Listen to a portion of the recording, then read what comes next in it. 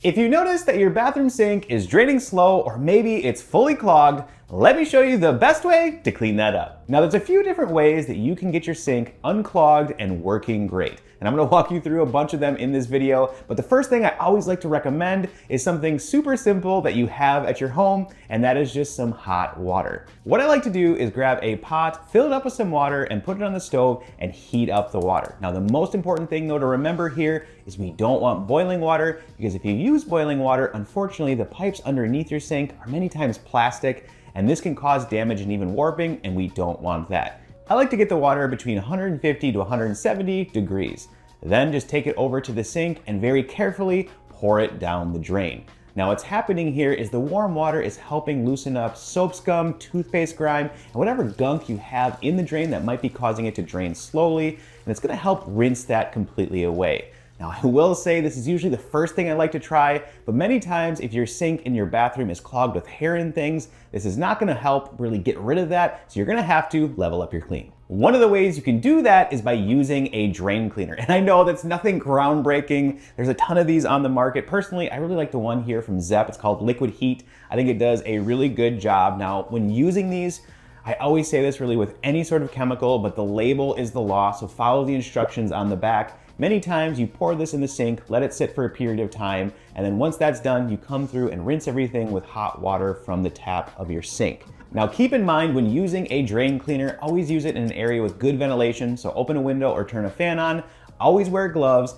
and make sure to not mix this with any other cleaning chemicals because usually these are very strong. The reason these can be effective is their main goal is to pretty much melt away, again, all that grime and gunk buildup in the sink, but also melt away the hair. Hair is really hard to get rid of, and because these are so strong, these are gonna start to melt those away over time as you let them sit in there. But I will say, sometimes if you have a ton of hair buildup, you might be using a ton of drain cleaner to try to get rid of that, so you might wanna try our next tool. And that is a simple hair snake like this one here. Now to use this, all you need to do is remove your stopper and then push this down into the drain there, and the way it works is there's these little barbs along the edge here that will grab onto the hair and the clog and pull it up out of the sink. If you've never used one of these before, I will say sometimes you need to brace yourself because what you pull out of the sink is both terrifying, satisfying, and a little stinky too, but just continue taking the tool, putting it into the drain and pulling it out so that way you can remove as much hair as possible. And what I really like about these is that they're reusable and relatively cheap. They're like $3 to $5, so I have a few around the house at all times,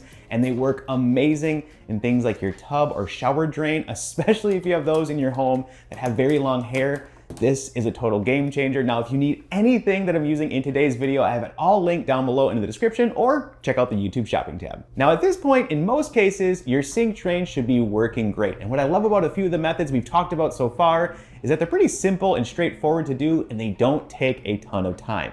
But let's say you've tried all of those and your sink just still is not draining the way you would like.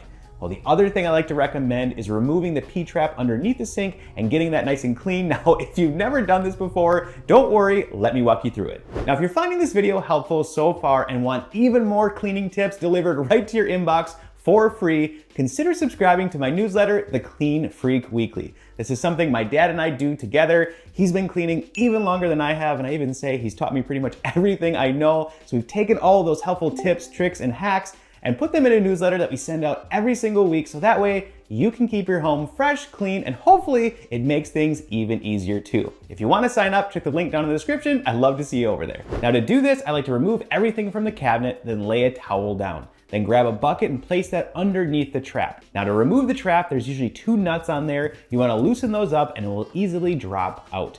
Now to remove the drain stopper, many times on the back side of the drain pipe underneath the sink, you'll find a rod and a nut. Loosen up that nut, pull the rod out, and the drain stopper will pop out the top.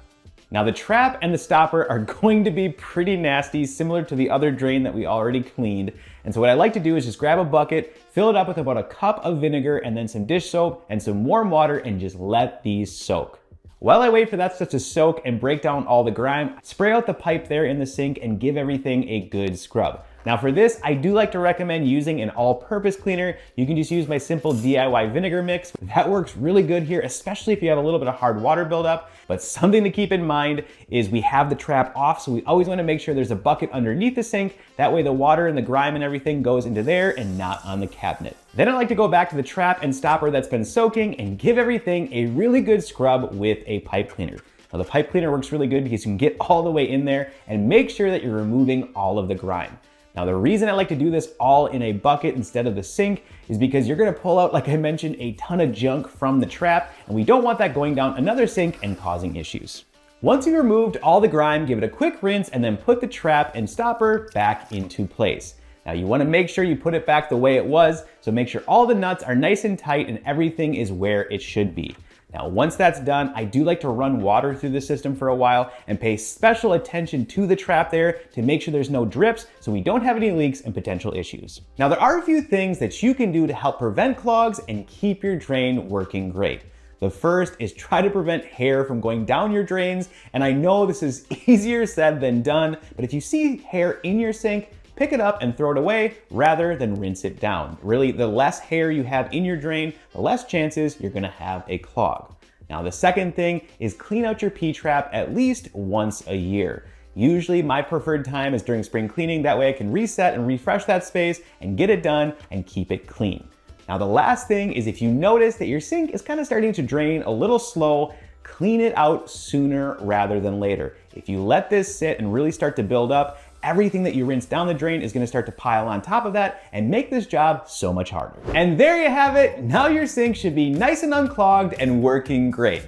Thanks so much for watching as always. And if you're new here, consider subscribing and smash that like button. I also need to give a huge shout out to all the Clean Squad members over on Patreon and here on YouTube memberships. Thank you so much for your continued support of the channel. We could not make these videos without your help. Now, if you want to join the Clean Squad and get your name credited down below and help us make these awesome cleaning videos, all you got to do is check the link down in the description for Patreon or click the join button here for YouTube memberships. And as I always say, I'll see you on the next clean.